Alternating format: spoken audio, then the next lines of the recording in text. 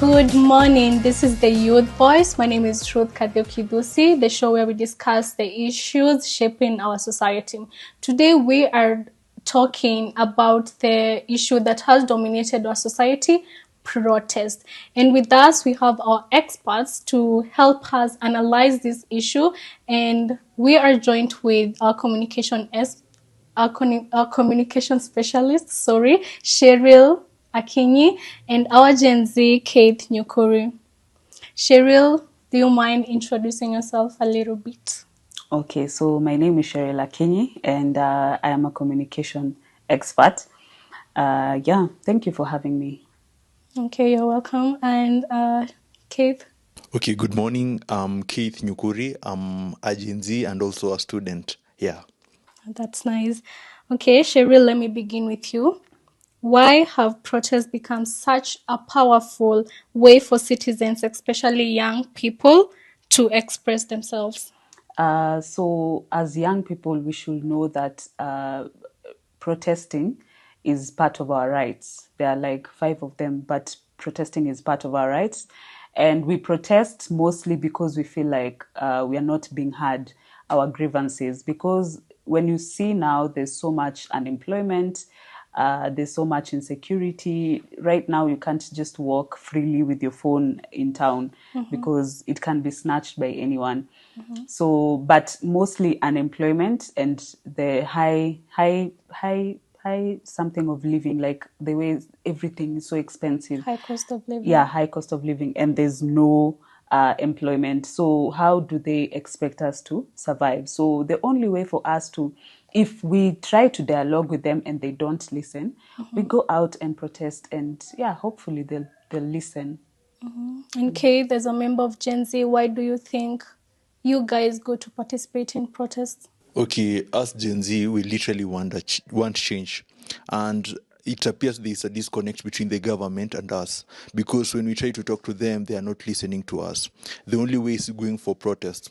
Another thing that is making now protest to be a thing in the country is now the growth of social media, where we are getting the platform where we can talk, we can communicate with other people, and also mobilize ourselves and now get our grievances to them. And now protests now become another way where we appear now physically without now being on the online spaces. Okay. And you know, some protests have become very, very violent. Sherry, what do you think can be done to help with this situation? So the protesters themselves and security agencies should take responsibility in making sure that there's peace, or things are not being vandalized, or to make sure no one gets hurt, or no one dies, because there's also right to life. And the way they were saying shoot to kill, and those two funny things they were saying, they violate some of the rights that we should experience as citizens. But it is our responsibility and the security agency responsibility, and also the goons should not take the money, because they're also facing the high cost of living and unemployment. So if they come to kuharibu what we are trying to do, or it's not helping, But because they won't hear us. you know, they are saying that the Gen Zs are the ones that are vandalizing everything, and they're the ones who are bringing this violence in protest. Is that true, Kate? It's not true. I would like just to say that there's a disconnect between the government and us. The government are trying to push narratives that are not real. For instance, now they are saying the Gen Z are the people who are destroying things. Out there, we all know the people who are destroying things are the goons who are hired by the government or other entities. And there's a disconnect. Literally, there's a disconnect where the government is not understanding us, is not hearing what we are saying, and now they are just trying to push narratives.